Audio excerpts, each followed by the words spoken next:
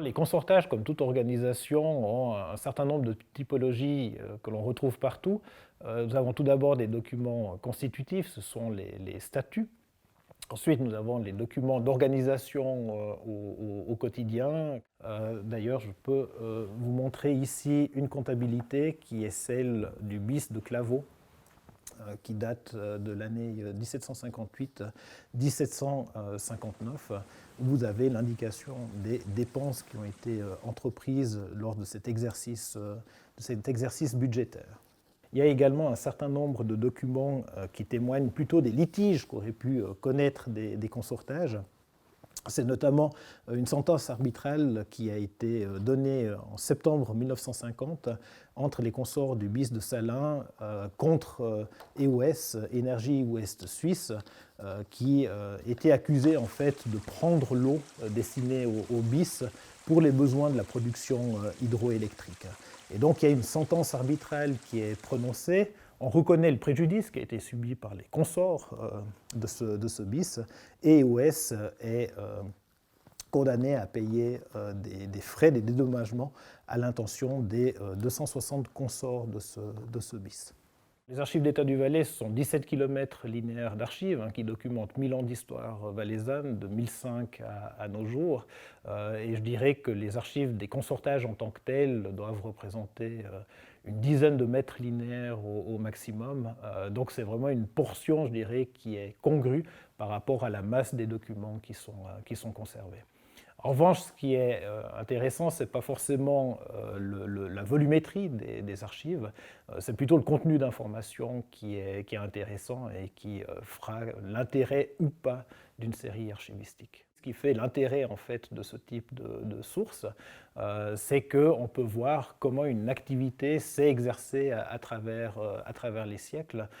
Et finalement, ça permet aussi de raccrocher la grande histoire à la petite histoire, ou en tous les cas de pouvoir raccrocher une activité à travers les générations. Ici, on voit ce qu'on appelle des marques de famille, qui étaient un moyen de distinguer en fait les personnes.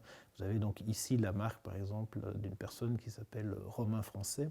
Et je connais en tous les cas des cas pour la vallée d'Illiers où tous les outils qui appartenaient à un individu portaient ces différentes marques.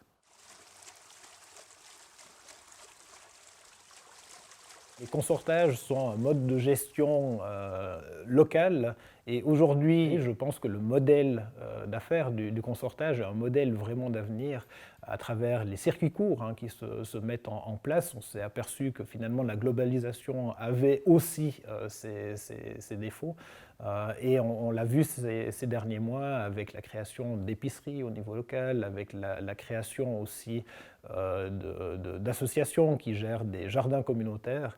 C'est un modèle, à mon avis, qui va revenir en force et qui va permettre aussi aux gens, finalement, de se réapproprier aussi leur propre communauté.